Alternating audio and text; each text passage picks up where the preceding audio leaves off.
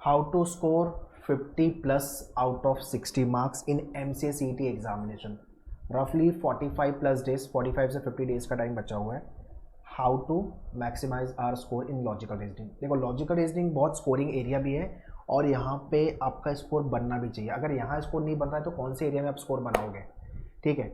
So that is why I will be talking in this video how to score around 50 plus in your logical reasoning area, ठीक है। कौन कौन से area है जहाँ जहाँ पे आप अच्छा कर सकते हो, कौन कौन से एरिया जहाँ पे आप थोड़ा मैनेज कर सकते हो, कहाँ पे आपका टाइम लगता है, और ऐसे क्वेश्चन जहाँ से एक साथ 5-5 क्वेश्चन का सेट बनता है। ये मैंने अभी तक किसी वीडियो में बताया नहीं है, तो इस वीडियो में मैं वो भी डिस्कस करूँगा कि पर्टिकुलर क्वेश्चन टाइप से सेट ऑफ 5 क्वेश्चन बनेंगे। ये question I think last time I was taking lecture at Dadar branch, Mumbai Dadar centre, तो वहाँ पे बच्चे ने मेरे से ये पूछा था सर वो 5 सेट वाले क्वेश्चन कौन से। तो I think those who are watching this video उनके लिए ये वीडियो काफ़ी हेल्पफुल होने वाला है। तो अच्छे से देखना, जो जो मैं बताऊँगा वो फॉलो करना है आपको, और हो सके तो यार बुक लेके बैठो। आपके पास जो भी बुक है, ये मैनुअर की लॉजिकल रीजनिंग की बुक है, मैं इसके थ्रू बताने वाला हूँ। बाकी आपके डैशबोर्ड पे सारे वीडियोस अवेलेबल ही है। आप मैनुअर के लाइव या क्लासरूम स्टूडेंट हो या आपने सेल्फ स्टडी प्रोग्राम ज्वाइन किया हुआ है, ठीक है। बाकी मॉक वगैरह आई एम श्योर कि आप लिख रहे होगे, मैंने पूरा प्लानर दिया हुआ है, तो वो आप डेफिनेटली लिखो, ठीक है। So without wasting time let's get started. ये वीडियो शेयर कर देना, 3 चीज़ करनी है हर वीडियो में, याद रखो। शेयर, सब्सक्राइब करना चैनल को मैनुअर MCA एंट्रेंस, और लाइक करना है वीडियो को, ठीक है।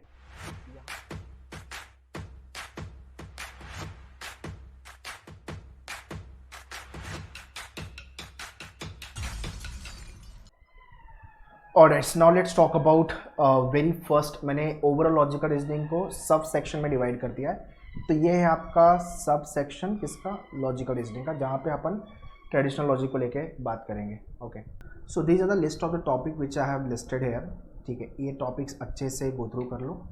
ये टॉपिक पे अपने को रिगरसली काम करना है, क्योंकि यहाँ से आपके 20 से 22 क्वेश्चन आउट ऑफ 30, मतलब 30 into 2 is nothing but 60 marks का आपका लॉजिक का पेपर आता है, ठीक है।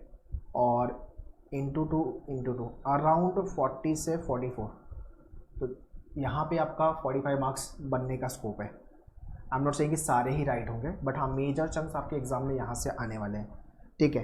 तो ये टॉपिक को आपको सबसे ज़्यादा स्ट्रेस देना है। आपके पास अराउंड 45 डेज है। एक टॉपिक को 2 दिन भी अगर मैंने अच्छे से दिया, ठीक है, तो 15 टॉपिक के लिए आपके 30 डेज गए, तो 15 टॉपिक आपके, मतलब ये एरिया पूरा आपका 1 महीने में बहुत अच्छे से हो जाएगा। बाकी फिर जो दूसरे एरिया है जिस पर मैं आगे डिस्कस करूँगा उस पर काम कर लो, ठीक है। सो और ये इजी भी है, ये मतलब बनेंगे आपसे। अगर आपने मैनुअर का डैशबोर्ड से वीडियो देखा और उसके बाद आपने ये जो बुक है मैनुअर की, 50 क्वेश्चन दिया हुआ है इस बुक में, ठीक है। इस बुक को 2 बार सॉल्व कर लिया, 2 to 3 टाइम्स, और उसके बाद टॉपिक टेस्ट लिख लिया, हो गया ना, बहुत हो गया। उसके बाद फुल लेंथ मॉक तो आप एवरी वीक लिख ही रहे हो, तो ये काम करो। सेट ऑफ 5 क्वेश्चन वाले एरिया कौन से? सबसे पहले कोडिंग डिकोडिंग, एक साथ आया तो 4-5 क्वेश्चन बनेंगे। उसके बाद है आपका सिलॉग एंड इनइक्वालिटी, ये दोनों एरिया। इनपुट आउटपुट देखो आता भी है नहीं भी आता है, ठीक है, तो करके रखो आप, यू नेवर नो, कुछ आ गया तो आई मीन हम ब्लैंक नहीं रहने चाहिए, राइट। तो ये करके रखो आप, ठीक है। Followed by your analogy based question. यहाँ से भी क्वेश्चन लास्ट ईयर काफ़ी आए थे। एनालॉजी का प्रॉब्लम ये है कि फ्रूट ओरिएंटेड एनालॉजी, तो या तो फिर आपका vegetable oriented analogy, country capital आ गया, या तो वो कैब ओरिएंटेड एनालॉजी, तो कुछ भी पूछ सकते हैं। तो इसका प्रॉब्लम ये है कि पता है तो पता है, तो कांट हेल्प, तो मार्क करो आप, ठीक है। बाकी आपका इंपॉर्टेंट एरिया देखो, हाँ ये वाला एरिया भी 5 सेट अगर आए तो 4-5 क्वेश्चन एक साथ, या 3-4 क्वेश्चन तो बनेंगे ही, नंबर एंड लेटर सीरीज वाले, जिसको मैंने यहाँ पे रखा हुआ है। बाकी ऑड फिगर विजुअल रीजनिंग वाला जो पार्ट है आपका, उसके वीडियोस देख लो, ठीक है। Finding the next figure, odd man figure हो गया आपका, एक्सेट्रा एक्सेट्रा, डाइस वाले क्वेश्चंस, ठीक है। ये जो टॉपिक मैंने लिस्ट किया ये बहुत ज़्यादा इंपॉर्टेंट टॉपिक है, इसमें से आप कुछ भी छोड़ने के बारे में नहीं सोच सकते हो, ठीक है। सो अगर 20 क्वेश्चन आ रहे हैं, 20 से 22 क्वेश्चन आ रहे हैं, तो आप 18 प्लस क्वेश्चन राइट करने के बारे में सोचो। 18 प्लस क्वेश्चन राइट करने के बारे में सोचो, मतलब 35 से 38 मार्क्स के बारे में सोच सकते हो आप आराम से। मतलब ये एक्चुअली में स्कोरिंग एरिया है, 1-2 क्वेश्चन आपके ऊपर नीचे होंगे, ठीक है, बट यहाँ ये एक्चुअली में स्कोरिंग एरिया है, ये बनेगा यहाँ पे मार्क्स आपका, तो अगर आपने अच्छे से प्रिपरेशन की है, प्रैक्टिस की है, क्वेश्चन टाइप्स आपके मेन्यूअर के बुक में हर टाइप के क्वेश्चन दिए हुए हैं, अगर आप वो कर ले रहे हो तो आई डोंट थिंक कि आपका लॉजिक में आउट ऑफ 60 50 के नीचे स्कोर बनना चाहिए। मतलब वर्स्ट केस में भी आप 45 प्लस तो लेके ही आओगे। तो ये एरिया पे आप ज़्यादा काम करो। अगर आप जस्ट स्टार्ट किया है आपने पढ़ाई या स्टार्ट करने के बारे में जस्ट सोच रहे हो वगैरह, ये वीडियो बहुत राइट टाइम पे मैं पोस्ट कर रहा हूँ, इसको देख लेना और इतना ही फॉलो करना है। Blood relation, direction, ranking, question आना ही आना है। एक एक क्वेश्चन आएंगे या दो क्वेश्चन आएंगे।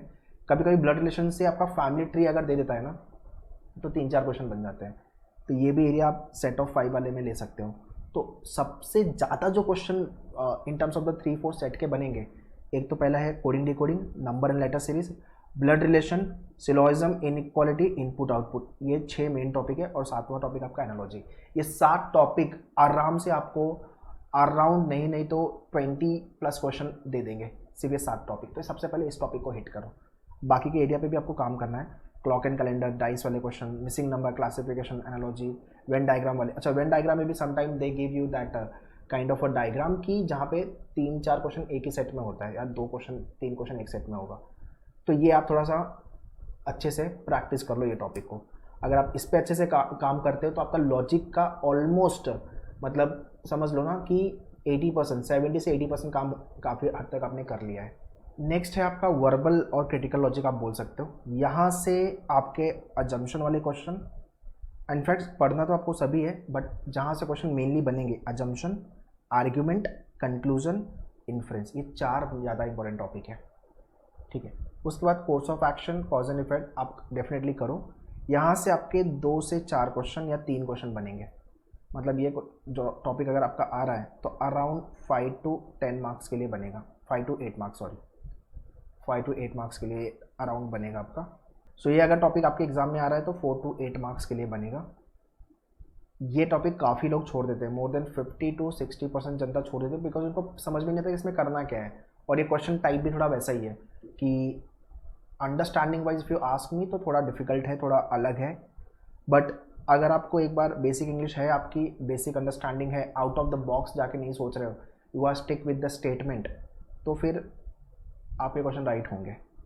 तो इसको लेके there is a videos available on your dashboard और आपके बुक में 50-50 क्वेश्चन मतलब 300 क्वेश्चन दिए हुए हैं। अच्छा, इन्फ्रेंस जितने लोग कर रहे हो आपकी बुक के अंदर 47, 48, 49, 50 ये 4 क्वेश्चन आपके टॉपिक के करने हैं बस, बाकी छोड़ दो, बाकी नहीं करने। वो टाइप आना बंद हो गया। अभी जो 47, 48, 49, 50 ये जो 4 क्वेश्चन का टाइप है, ये टाइप का क्वेश्चन अगर आया तो ये कर लेना, सिर्फ 4 क्वेश्चन। बाकी के टॉपिक से आपको 50 क्वेश्चन करने हैं तो 250 क्वेश्चन प्रैक्टिस कर डालो, 2-4 दिन में आराम से हो जाएगा। तो बुक के पीछे आंसर भी दिया हुआ है। इसका प्रॉब्लम यह है कि आपने इस क्वेश्चन को सॉल्व किया, जो भी आंसर आया आपका, और पेपर सेटर जो सोच रहा है उसका जो आंसर है वो हमेशा मैच नहीं होता है। तो there is a high chance कि अगर आपके क्वेश्चन 5 मान लो कि 5 क्वेश्चन आ रहा है तो 3/5 या 4/5 आ रहा है आपका, which means you are the god of this area. पूरे 5/5 आपके कभी नहीं बनेंगे। ये प्रॉब्लम है इस टॉपिक का, है ना।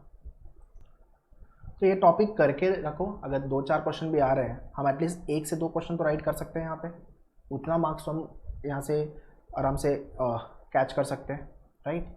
सो इतने मार्क्स के लिए एटलीस्ट इस टॉपिक को प्रैक्टिस कर डालो, छोड़ना कुछ भी नहीं है। आप ये कर रहे हो कि आपने जो मेजर एरिया था उस पर सबसे पहले अटैक किया है, अब आप वो टॉपिक को कर रहे हो जो हाँ कि मैक्सिमम लोग छोड़ देंगे, या तो आपको ऐसा लग रहा है कि हाँ इस पर मैं एटलीस्ट पूरे तो नहीं मतलब कुछ क्वेश्चन राइट करके निकल सकता हूँ। सिंगल लाइनर वाले क्वेश्चन आते हैं, ज़्यादा टफ नहीं आता।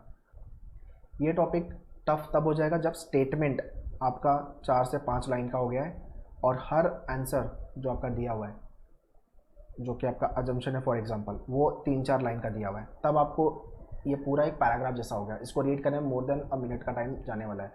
तब ये क्वेश्चन आपको या तो स्किप करना है या तो लीव करना है, या तो फिर लास्ट में आऊँगा जो भी लगेगा आंसर मार्क कर दूँगा, बिकॉज सीटी में आपका नेगेटिव मार्किंग नहीं है, ठीक है ना। तो ये काम करना है आपको। And lastly is nothing but your analytical logic. Linear circular distribution आना ही आना है क्वेश्चन। इसका आप वेटेज 5 क्वेश्चन बोल सकते हो। कभी कभी इसके 2 सेट अगर आ गए तो नंबर ऑफ सेट बढ़ जाएंगे, बट अभी लास्ट 2 साल से जो पैटर्न है उसमें 4 से 5 क्वेश्चन बन रहे हैं, तो इसको वेटेज कम कर दिया उन्होंने। तो ये 10 मार्क्स के लिए आप पकड़ के चलो, आपके एग्जाम में आएगा। अगर ये क्वेश्चन इंक्रीज़ हुआ, चांसेस है इंक्रीज़ होने का, अगर 10 क्वेश्चन हुआ तब आपका ट्रेडिशनल लॉजिक से जो क्वेश्चन का वेटेज है वो कम हो जाएगा। अगर 10 क्वेश्चन आए तो इंटू 2 ये 20 मार्क्स का बन जाएगा, तो जो कि आपका प्री कोविड ऐसा होता था। पोस्ट कोविड इसका वेटेज ड्रॉप हुआ है, ये देखने को अभी तक मिला हुआ है। 2000 आप चाहे 21 का पेपर उठाओ, 22 का उठाओ या 23 का उठाओ, सेम पैटर्न है। सो हर साल I am writing examination just to understand कि क्या आ रहा है। तो ये मैंने एक मेरी एनालिसिस बता दी, ठीक है। अब ये जो टॉपिक है आपकी बुक के अंदर टॉपिक है सिटिंग अरेंजमेंट और puzzle, 9th and 10th। In fact 9th भी आपने किया तो भी मोर देन सफिशिएंट है, 9th 10th कर लिया तो भी बहुत है। तो ये 2 टॉपिक को आपको कर लेना है अच्छे से। बाकी क्रिटिकल रीजनिंग वाला जो पार्ट है, जो मैंने ये वाला पार्ट डिस्कस किया, वो है आपका inference, cause and effect, assumption, course of action, argument and conclusion. इसके क्वेश्चन प्रैक्टिस करना आपकी बुक में दिए हुए हैं। तो अगर आप इतना करते हो तो 45 प्लस और 50 प्लस मार्क्स आउट ऑफ 60 कहीं भी नहीं गया हुआ है ना। सो इस वाले टॉपिक में आपको हर टाइप के क्वेश्चन प्रैक्टिस करना। इसमें अप्रोच इम्पॉर्टेंट है। अगर आपका अप्रोच क्लियर है ना, कि अरेंजमेंट तो आपको एक सेट ऑफ अरेंजमेंट दिया है, it is more of a caselet. तो आपको स्टेटमेंट को आइडेंटिफाई करना, कहाँ से मैं स्टार्ट करूँ, किसको पहले प्लेस करूँ, चाहे वो लीनियर अरेंजमेंट है, चाहे वो सर्कल में लोग बैठे हुए हैं, ये बहुत ज़्यादा इंपॉर्टेंट है। अपने गलत पर्सन को अगर पहले बिठा दिया, पूरे अरेंजमेंट में आप घूमते रहोगे और टाइम खराब होगा। यहाँ पे टाइम ज़्यादा खराब होता है, टाइम के बाद दिमाग खराब होता है ठीक है। तो अगर यहाँ पे आपका टाइम ज़्यादा खराब हुआ तो फिर आप प्रेशर में आना चालू हो जाओगे, और प्रेशर में जब आते हैं हम एग्ज़ाम के टाइम पे तो पैनिक स्टार्ट होता है, फिर हमारा कॉन्फिडेंस डाउन होता है, हम मार्क्स लूज़ करते हैं, गलत करते हैं क्वेश्चन, ये सब चीज़ें होती है। तो ये आपको ध्यान देनी है, ठीक है। तो इसका जो वेटेज है ये मैंने बता दिया आपको 10 मार्क्स के लिए रफली।